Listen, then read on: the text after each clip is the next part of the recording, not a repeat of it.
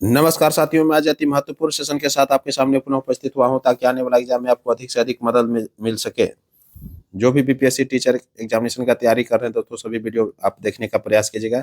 एक एक वीडियो आपके लिए तैयार किया जा रहा है। तो पहला क्वेश्चन है, 2011 जनगणना के अनुसार बिहार का साक्षरता दर क्या है? 2011 जनगणना के अनुसार जो बिहार की साक्षरता दर है वो कितना है? 61.8% है। कितना है? ऑप्शन सी हो जाएगा, 61.8%। जबकि बिहार में महिलाओं का जो साक्षरता दर है वो 51.1% है। तो ऑप्शन ये जो दिया हुआ है एक में, ये 51.1% महिलाओं की साक्षरता दर है बिहार में। जबकि भारत की अगर साक्षरता दर पूछ ले आपसे तो 74.04% है दोस्तों। ये 2011 जनगणना की बात कर रहे हैं। क्लियर? 2011 जनगणना के अनुसार क्या है? 74.04% है। जबकि बिहार की जो साक्षरता दर है वो 61.8% है। क्लियर हो गया होगा? ये जो जनगणना हुआ था 2011 में, ये 15वीं जनगणना हुआ है। कौन सा हुआ है? 15वीं जनगणना हुआ है। बहुत इंपॉर्टेंट जनगणना था ये। क्लियर? तो कभी कभी क्वेश्चन भी पूछ लेता है कि कौन सा जनगणना था। ये थे 15वीं जनगणना। क्लियर हो गया होगा? चलिए नेक्स्ट क्वेश्चन की ओर बढ़ जाते हैं। नेक्स्ट क्वेश्चन है, इजराइल बार डायरी किसने लिखा है? इजराइल बार डायरी किसने लिखा है? तो इजराइल बार डायरी जो है ये बहुत इंपॉर्टेंट डायरी है। तो किसने लिखा है? ये विशाल पांडे ने लिखा है। ऑप्शन ए हो जाएगा। कौन लिखा है? विशाल पांडे ने लिखा है। ये इसलिए इंपॉर्टेंट हो जाता है क्योंकि इजराइल फिलिस्तीन अभी युद्ध चल रहा है, बहुत दिनों से युद्ध कन्फ्लिक्ट चल रहा है। तो ये इस कन्फ्लिक्ट में आप देखिएगा बहुत सारे देश जो है इसमें इन्वॉल्व हो गए हैं, और कई ऐसे देश को तो बहुत अच्छा लाशो लग रहा है। इसमें सभी लोग प्रभावित हैं। क्लियर? तो इजराइल बार डायरी जो है किसने लिखा है? विशाल पांडे ने लिखा है। नेक्स्ट क्वेश्चन है, श्री कर्पूरी ठाकुर 1952 ईस्वी में पहली बार किस पार्टी के उम्मीदवार के रूप में बिहार विधानसभा का चुनाव जीता था?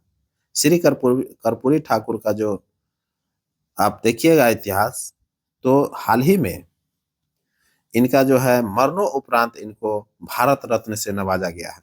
2024 में 5 व्यक्तियों को भारत रत्न से नवाजा गया था, जिसमें से कर्पूरी ठाकुर भी एक थे। क्लियर?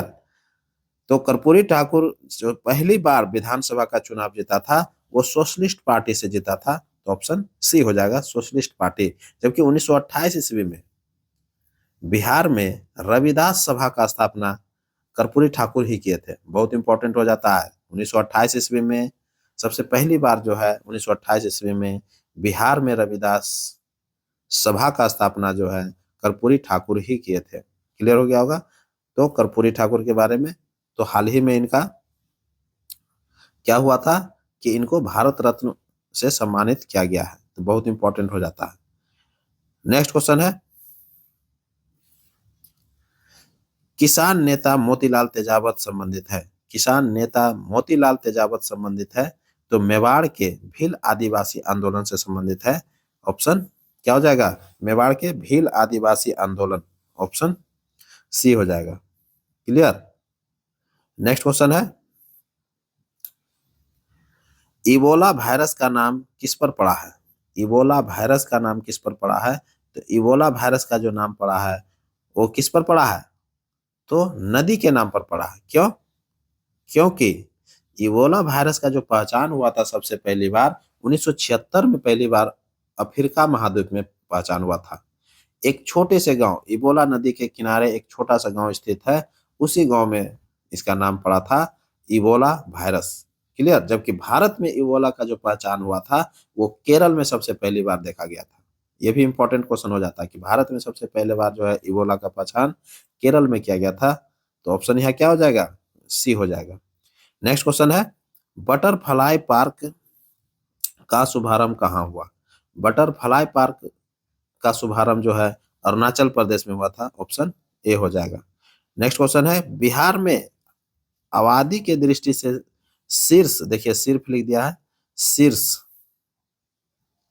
शीर्ष 3 जनजाति कौन है? बिहार में जो है जनजातियों की जो संख्या है वो कितना है?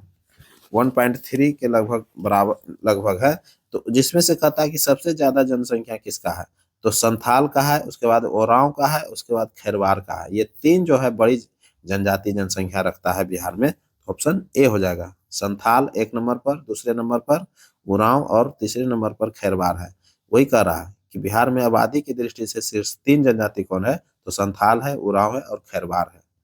क्लियर।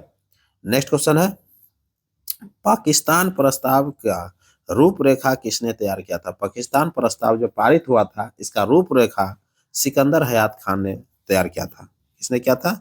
सिकंदर हयात खान ने तैयार किया था। बहुत इंपॉर्टेंट है। नेक्स्ट क्वेश्चन है, आय की, देखिए ये लिख दिया है, आय हो जाएगा, आय की असमानता, देखिए ओ लिख दीजिएगा यहाँ, असमानता, समानता, आय की असमानता मापी जाती है। तो किसमें मापा जाता है? तो लॉरेंज वक्र के अनुपात के द्वारा मापा जाता है। तो लॉरेंज लिख दिया, लॉरेंज कर लीजिएगा, लॉरेंज, ऑप्शन बी हो जाएगा, लॉरेंज। क्लियर। तो लॉरेंज वक्र के अनुपात के माध्यम से जो है आय की असमानता मापी जाती है। तो क्लियर हो गया होगा। गिनी गुणांक का विकास, गिनी गिनी गुणांक का विकास इटली के सांख्यिकीविद कोरेडो गिनी द्वारा किया गया था। सबसे पहली बार कोरेडो गिनी द्वारा किया गया था, जिसमें कहा गया था जनसंख्या के आय के वितरण को प्रदर्शित करता है। क्या करता है? जनसंख्या में आय के वितरण को प्रदर्शित करता है। गिनी गुणांक को लॉरेंज वक्र द्वारा गणितीय रूप से परिभाषित किया जाता है। गिनी गुणांक को क्या करते हैं? गिनी गुणांक को जो लॉरेंज वक्र होता है उसको जो प्रदर्शित करते हैं, परिभाषित करते हैं, तो गणितीय रूप में परिभाषित किया जाता है। यह आर्थिक आय असमानता का माप करता है। यह किसका माप करता है? आर्थिक आय असमानता का माप करता है। तो ऑप्शन क्या हो जाएगा? गिनी लॉरेंज वक्र हो जाएगा, अनुपात हो जाएगा, तो ऑप्शन बी हो जाएगा। नेक्स्ट क्वेश्चन है, नेफेड क्या है? नेफेड क्या है? तो नेफेड जो है क्या है? यह एक प्रकार का सहकारी संगठन है। यह कैसा संगठन है? सहकारी संगठन है। ऑप्शन सी हो जाएगा। क्यों? क्योंकि नेफेड का जो फुल फॉर्म होता है भारतीय राष्ट्रीय कृषि सहकारी विपणन संघ होता है। क्या होता है? भारतीय राष्ट्रीय कृषि सहकारी विपणन संघ होता है। तो कृषि मंत्रालय के तहत एक कृषि उपज के लिए विपणन सहकारी समिति है, जिसकी स्थापना 2 अक्टूबर 1958 ईस्वी को हुआ था। इसका मुख्यालय जो है, नेफेड का मुख्यालय कहाँ है? नई दिल्ली में है। नेफेड का स्थापना कब हुआ था? 2 अक्टूबर के दिन हुआ था। बहुत इंपॉर्टेंट है, 2 अक्टूबर 1958 को हुआ था। क्लियर। तो ऑप्शन सी हो जाएगा। नेक्स्ट क्वेश्चन है, पेंडुलम घड़ी के समय अवधि, समय अवधि हो जाएगा, समय अवधि जो है दोलन काल होती है, दोलन काल हो जाएगा। दोलन काल होती है तो कितना होता है? 2 सेकंड का होता है दोस्तों, बहुत इंपॉर्टेंट है। तो 2 सेकंड हो जाएगा। पेंडुलम घड़ी की समय अवधि दोलन काल जो है वो 2 सेकंड का होता है। क्यों? क्योंकि टाइम पीरियड जो आप देखिएगा, इसका डिफिनेशन कहते हैं, तो टाइम पीरियड का डिफिनेशन मिलता है कि एक दोलन को पूरा करने में जो समय लगता है उसी को टाइम पीरियड बोलते हैं। घड़ी का जो एक दोलन होता है कैसे पूरता है? एक बार जाता है फिर एक बार उसी स्थान पर आ जाता है, उसको एक दोलन बोलते हैं। क्लियर। जैसे मान लीजिए ये घड़ी का पेंडुलम है, एक बार गया और फिर दोबारा घूम के आ गया, इसको क्या बोलते हैं? एक दोलन बोलते हैं। क्लियर हो गया होगा। तो घड़ी के पेंडुलम को एक स्थान से दूसरे स्थान पर जाने में 1 सेकंड का लगता है, और अतः एक दोलन में 2 सेकंड का समय लगता है। क्यों? क्योंकि एक दिशा में दोलन के लिए 1 सेकंड और वापस उस आने में भी 1 सेकंड का समय लेता है, इसलिए टोटल 2 सेकंड हो जाता है। इसलिए पेंडुलम घड़ी की समय अवधि क्या होता है? 2 सेकंड का होता है। ऑप्शन बी हो जाएगा। नेक्स्ट क्वेश्चन है, किस ग्रह का एक भी उपग्रह नहीं है? तो बुध और शुक्र ऐसा ग्रह है जिसका एक भी उपग्रह नहीं है दोस्तों। तो ऑप्शन क्या हो जाएगा? ऑप्शन सी हो जाएगा। नेक्स्ट क्वेश्चन है, उच्च न्यायालय के न्यायाधीशों का शपथ किस अनुच्छेद में है? उच्च न्यायालय के न्यायाधीशों का शपथ किस अनुच्छेद में है? तो अनुच्छेद 219 में है। कितना में है? अनुच्छेद 219 में है। ऑप्शन सी हो जाएगा। नेक्स्ट क्वेश्चन है तवांग मठ कहाँ है? तवांग मठ कहाँ है? तो अरुणाचल प्रदेश में है, ऑप्शन ए हो जाएगा। नेक्स्ट क्वेश्चन है एटलस पर्वतमाला किस महाद्वीप में है? एटलस पर्वतमाला माला जो है ये अफ्रीका महाद्वीप में पड़ता है दोस्तों, ऑप्शन ए हो जाएगा। नेक्स्ट क्वेश्चन है भारतीय संविधान के किस अनुच्छेद में राज्य की राजभाषा या भाषा अपनाने की प्रक्रिया का चर्चा करता है? राजभाषा या भाषाएं को अपनाने की जो चर्चा करता है वो अनुच्छेद 345 में क्या है? तो ऑप्शन बी हो जाएगा। नेक्स्ट क्वेश्चन है आजाद हिंद फौज का प्रधान कार्यालय कहाँ है? तो आजाद हिंद फौज का जो प्रधान कार्यालय है वो रंगून में है दोस्तों। कहाँ है? ऑप्शन सी हो जाएगा, रंगून। रंगून जो है ये म्यांमार में पड़ता है। कहाँ पड़ता है? रंगून म्यांमार में पड़ता है, अर्थात बर्मा में पड़ता है। बर्मा भारत से ही अलग हुआ था 1937 ईस्वी में, यह भी ध्यान में रखिएगा, ये बहुत इंपॉर्टेंट हो जाता है। भा, भारत से ही बर्मा 1937 में अलग हुआ था। रंगून जो है ये टाइबर नदी के किनारे बस, ये टाइबर बोल रहे हैं, इरावदी नदी के किनारे बसा हुआ है। किसके? रंगून जो है इरावदी नदी के किनारे बसा हुआ है, जबकि इटली जो है टाइबर नदी के किनारे बसा है। क्लियर? इटली जो है वो टाइबर नदी के किनारे बसा है, जबकि रंगून जो है इरावदी नदी के किनारे बसा है। बहुत इंपॉर्टेंट है। क्लियर? ये ध्यान में रखिएगा। फॉरवर्ड ब्लॉक का स्थापना जो है 1939 ईस्वी में सुभाष चंद्र बोस ने किया था। फॉरवर्ड ब्लॉक की स्थापना 1939 ईस्वी में सुभाष चंद्र बोस ने किया था। क्यों? क्योंकि कांग्रेस छोड़ने के बाद तुरंत जो है फॉरवर्ड ब्लॉक की स्थापना सुभाष चंद्र बोस कर देते हैं। क्लियर? और आजाद हिंद फौज का जो गठन करता है वो रास बिहारी बोस करते हैं 1942 ईस्वी में। और आजाद हिंद फौज का क्या है?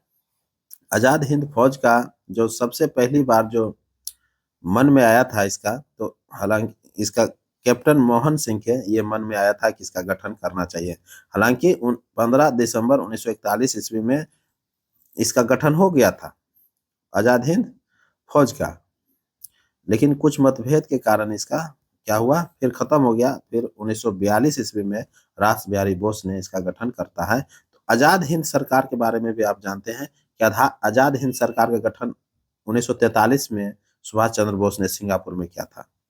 21 अक्टूबर 1943 ईस्वी को आजाद हिंद सरकार का गठन सुभाष चंद्र बोस ने सिंगापुर में किया था। क्लियर हो गया होगा? चलिए नेक्स्ट क्वेश्चन की ओर बढ़ते हैं। चौरी चौरा कांड कब हुआ था? चौरी चौरा कांड जो है बहुत ही इंपॉर्टेंट घटना है यह। चौरी चौरा कांड जो हुआ था 5 फरवरी 1922 ईस्वी के दिन हुआ था। कब हुआ था? 5 फरवरी 1922 ईस्वी के दिन हुआ था। तो ऑप्शन क्या हो जाएगा? ऑप्शन ए हो जाएगा, 5 फरवरी 1922 ईस्वी को। ये जो चौरी चौरा कांड जो हुआ था, इसी कांड के कारण जो है महात्मा गांधी क्षुब्ध होकर के असहयोग आंदोलन को वापस ले लेते हैं और 12 फरवरी 1922 ईस्वी को असहयोग आंदोलन को स्थगित कर देता है। क्लियर? तो ऑप्शन ए हो जाएगा। नेक्स्ट क्वेश्चन है पूना पैक्ट कहाँ हुआ था? पूना पैक्ट कहाँ हुआ था? तो पूना पैक्ट जो है यरबदा सेंट्रल जेल में हुआ था। कहाँ पर हुआ था? यरबदा सेंट्रल जेल में हुआ था। तो ऑप्शन ए हो जाएगा, Yerawada central jail. Yerwada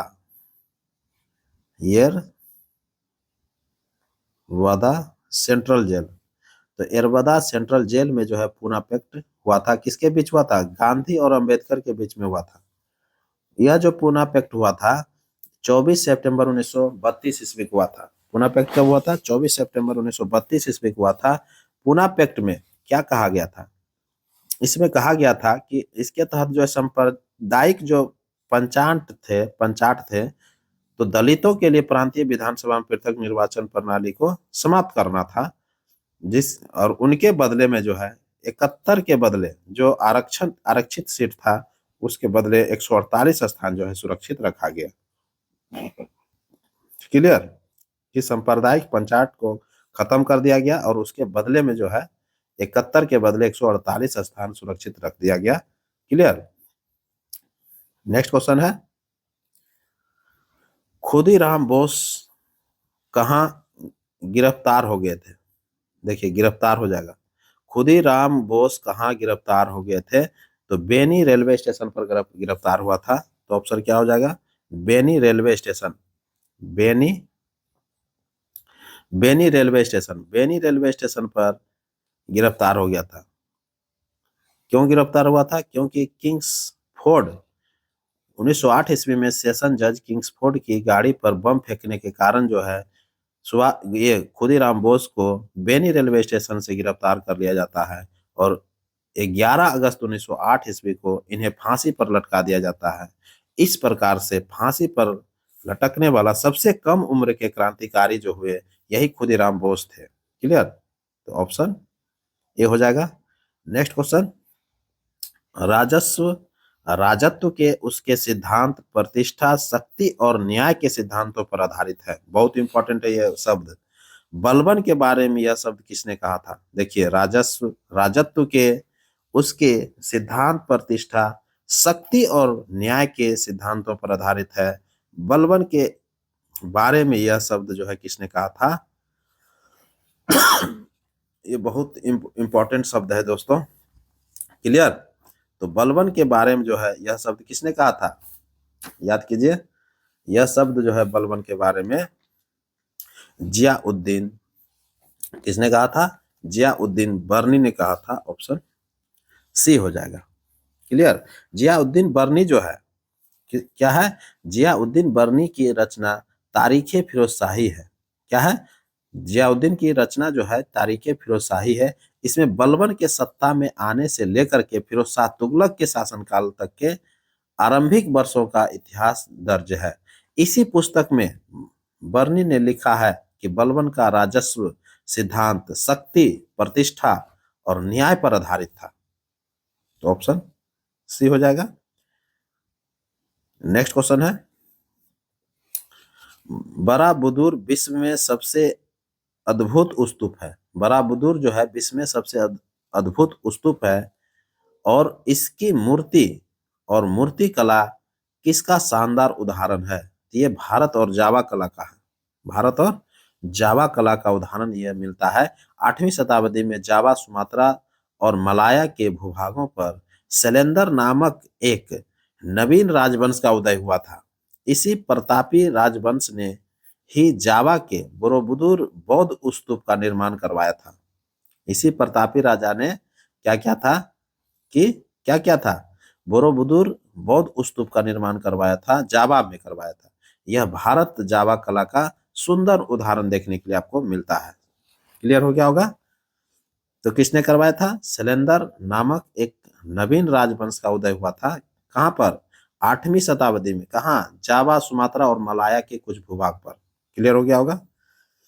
next question है और ये अंतिम क्वेश्चन है। कहता है किसी भी सरकार ने नहीं और अंग्रेजों ने भी नहीं जितना किया कि इस पठान ने काफी बुद्धिमत्ता का परिचय दिया। शेरशाह सूरी के बारे में यह शब्द किसने कहा था? देखिए, यह शेरशाह सूरी के कथन है, कथन नहीं है। शेरशाह सूरी के बारे में कोई इतिहासकार लिखते हैं, क्या लिखते हैं?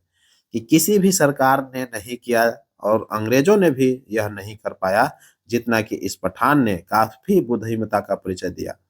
तो ये किसने कहा था? ये H.G. किन ने कहा था। ऑप्शन बी हो जाएगा, H.G. किन ने कहा था। शेरशाह सूरी का जो शासनकाल आप देखिएगा तो 1940 ईस्वी से 1945 ईस्वी के मध्य देखा जाता है।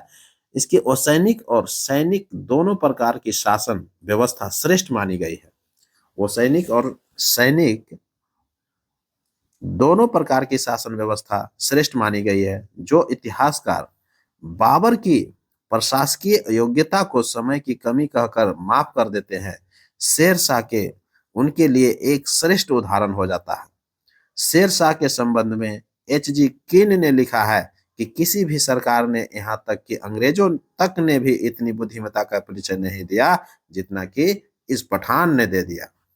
तो ऑप्शन बी हो जाएगा। क्लियर? तो इसी के साथ अब हमको इजाजत दीजिए। मैं पुनः एक नए वीडियो के साथ आपके सामने उपस्थित होऊंगा। तब तक के लिए इसी तरह पढ़ते रहिए और नेक्स्ट वीडियो का इंतजार कीजिए। नमस्कार, जय हिंद।